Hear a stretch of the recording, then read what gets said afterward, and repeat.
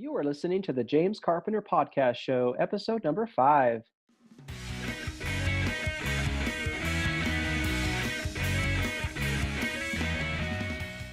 I wanted to share with you the struggle I had this past week to produce this week's podcast. For whatever reason, the wave of negative thoughts flooded my mind this week, almost to the point that I didn't record what I'm about to share with you. And that would have been a pity because I strongly feel that this week's topic is so much value, whatever stage of life you're in. And as I look back and review the thoughts that almost kept me back from giving to you, it's actually quite simple, actually. you know, I, I've been under the weather, so my voice is going to sound weird, or it's not good enough. That's been a big one. Having the thought that what I've prepared isn't worthy of publishing or sharing with you, so sad. And as I was talking with my wife about my struggle, she simply said, do it anyway. And so here I am sharing with you valuable insights on a topic that never gets old or worn out. So here you go. I hope you enjoy. How do you define success? How do you know whether or not a person is successful, whether you're successful in life? Do you measure success based on job title, if you own a home, or if you make a certain amount of money? While these may be commonplace answers, I want to share with you an alternative approach to determine your success rate. Because at the end of the day, it's all about you. Now, I'm going to use some examples from Earl Nightingale in his Law of Attraction remarks. Now, if you don't know who Earl Nightingale was, here's a little background. He was an American radio speaker and author, dealing mostly with the subjects of human character development, motivation, and meaningful existence. He was also the voice during the early 1950s of Sky King, which was the hero of a radio adventure series. How cool. And was also a radio program host from 1950 to 1956. Nightingale was also the author of The Strangest Secret, which economists have termed one of the great motivational books of all time. Pretty cool. So he talks about a study that was done on a group of 100 men, all at the age of 25. Do you have any idea what will happen to these men, to these 100 men, by the time they turn 65? So these men, who all start out even at the age of 25, believe they're going to be successful. They each had a positive outlook towards the world, each believing that he'd be a successful man during his lifetime. Each approached life with a curious mind and stamina and energy. Here's what happened by the time they turned 65. 1 will be rich. 4 will be financially independent. 41 will still be working. 54 will be broke. What happened? Why the disparity in what they intended to do versus their outcomes? What happened to the sparkle in their eyes that was proof that they'd be a success? Success, he goes on to say, is the progressive realization of a worthy ideal. If a man sets a goal for himself and sets after it, then he's a success. So again, I'll say success is the progressive realization of a worthy goal. Psychiatrist Roland May, in his Man's Search for Himself, states, the opposite of courage in our society is not cowardice, but conformity. People acting like everyone else, not knowing where they're going or why. And most of them are broke. They're dependent on someone else for life's necessity. Now, if you think about it, by the time we're 7, we learn how to read.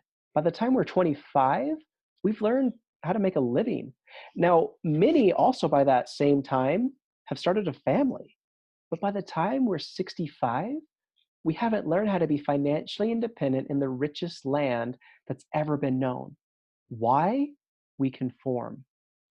The reason? Men simply don't think. Why do these people conform? They don't know. They think circumstances happen to them, that forces outside their control dictate their outcomes.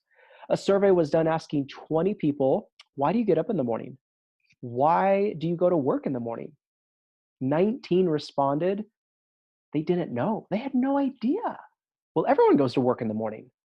But let's get back to the definition of success. Who succeeds? The only person who succeeds is the person who is realizing a worthy ideal. So I'll tell you, it's the school teacher going every day to teach her class because it's what she wants to do. It's the mother who wants to be a mother and is doing a good job. It's the salesman who wants to be there and to be the top-notch salesman for his company. But only one in 20 does that, unquote. So from a young age, our brains, if we take a look at what's happening, they're wired to mirror what we see in others. So in our social surroundings, when we see pain in others, we oftentimes learn to feel similar pain or, at times like have that sympathetic discomfort when others are in pain. When we don't express an empathy towards people or towards the group, here's what happens. Others may interpret us as a threat, like we're not one of them. And because we have an innate desire to be and to feel accepted of others, we conform. We don't want to appear as an outsider because of what we make it mean about us. We'll feel separate from the group. We won't be protected. And our brains tell us that we'll die if we're alone. You may not consciously think this, but that's what's going on inside of your mind. And so you become, quote unquote, one of them, talking the talk, dressing like they dress, liking what they like, all in an effort to be a part of the group or team. And I've seen similar patterns in the corporate world or other jobs. People feel comfortable and safe knowing and thinking similar things and doing the same activities. Don't believe me? Watch the person who disagrees, as they'll quickly be identified as the outsider or the person who isn't a team player. Yet, what we may not see and understand is that person has set goals that she's aspiring for the progressive realization of a worthy ideal or goal. So, some questions to ask yourself if you're going to be successful. One, do you think deliberately? Two, do you feel thoroughly? Three, do you pursue new levels of mental health? Four, do you study yourself in order to know yourself better? Five, if asked, where are you going? What's your answer? Six, do you set goals that will stretch you, make you uncomfortable, love unconditionally, and commit to them? The alternative is to be dependent in an unconscious way of living, going through life without ever truly getting to know you. Goals determine where you're going. Great wise men of the past, prophets and teachers of history have said, one of them was Marcus Aurelius, the Roman emperor, a man's life is what his thoughts make of it.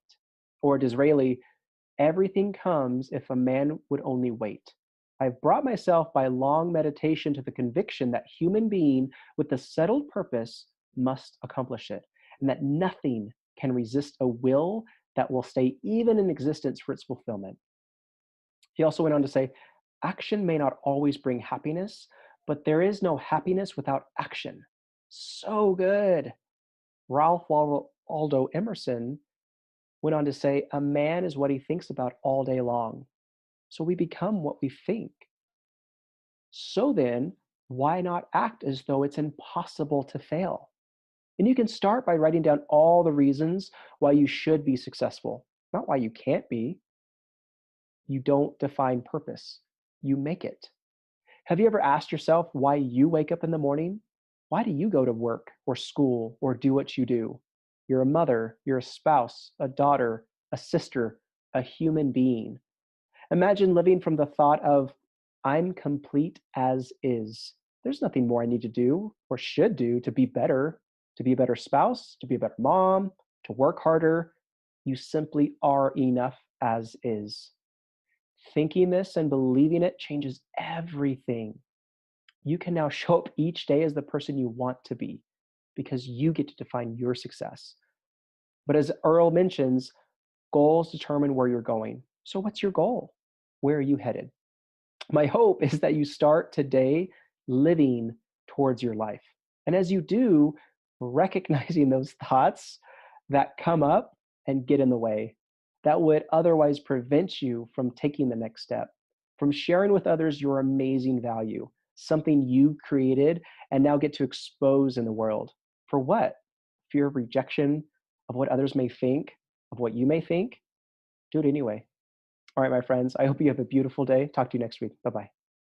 Hey, if you like this week's podcast, then you should check out my 6-week online weight loss program, where we'll focus on your hormones to get you to your natural weight and look at what's happening in your life and why food is just a distraction that's keeping you from loving your life. Join me at EliteWeightSolutions.com.